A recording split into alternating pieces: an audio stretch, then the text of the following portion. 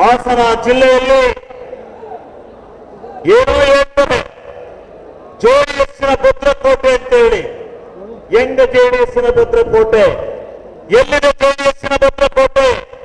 25 ವರ್ಷಗಳಿಂದ ಯಾವ ಪಾರ್ಲಿಮೆಂಟ್ ಸದಸ್ಯತ್ವವನ್ನ ತೆಗೆದುಕೊಳ್ಳಲಿಕ್ಕೆ ಸಾಧ್ಯ ಇಲ್ಲ. ಆ ಸದಸ್ಯತ್ವವನ್ನ ನಮ್ಮೆಲ್ಲ ನಾಯಕರ ಆಶೀರ್ವಾದದಿಂದ ನಾವು ಗೆದ್ದಿದ್ದೇವೆ. ನಾವು ಗೆದ್ದು ಇವತ್ತು ಹಾಸನ ಜಿಲ್ಲೆಯಲ್ಲಿ ಇವತ್ತು ಚುನಾವಣೆ ನಡೆದು ನಮ್ಮ 7 ಕ್ಷೇತ್ರದಲ್ಲಿ ಶಾಸಕ ಸ್ಥಾನದಲ್ಲಿ 7 ಕ್ಷೇತ್ರವನ್ನ ಗೆಲ್ತಕ್ಕಂತ ಬಲಿಷ್ಠವಾಗಿದ್ದೇವೆ ಅಂತಕ್ಕಂಥ ಮಾತನ್ನು ನಾನು ಈ ಸಭೆಯಲ್ಲಿ ಹೇಳಲಿಕ್ಕೆ ಬಯಸ್ತೇನೆ. ಇವತ್ತು ಜನಪರವಾದಂತಹ ಕಾರ್ಯಕ್ರಮಗಳನ್ನು ಸಿದ್ದರಾಮಣ್ಣನ ನೇತೃತ್ವದ ಸರ್ಕಾರ ಏನಿವತ್ತು ಈ ರಾಜ್ಯದಲ್ಲಿ ಕೊಟ್ಟಿದೆ ಅದನ್ನು ಮರೆಯಲಿಕ್ಕೆ ಸಾಧ್ಯ ಇಲ್ಲ. ಅದನ್ನು ಯಾರೂ ಮರೆಯೋದಿಲ್ಲ. ಎಲ್ಲ ಜನ ನಮ್ಮ ಪರವಾಗಿದ್ದಾರೆ.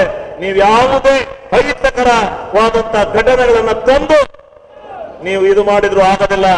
ನಾನು ಹೇಳಿದ್ದೇನೆ, ಮೊನ್ನೆ ಕೂಡ ಹೇಳಿದ್ದೇನೆ, ಯಾವುದೇ ಕಾರಣದಿಂದ ನಮ್ಮ ನಾಯಕರಿಗೆ ನೀವು ಕೆಟ್ಟ ಮಸಿಯನ್ನು ಬೆಳೆಯಲಿಕ್ಕೆ ಸಾಧ್ಯ ಇಲ್ಲ. ನಾವೆಲ್ಲ ಬಂದಾಗಿ ಈ ರಾಜ್ಯದಲ್ಲಿ ಕಾಂಗ್ರೆಸ್ ಪಕ್ಷವನ್ನ ಸದೃಢವಾಗಿ ಮಾಡ್ತೇವೆ.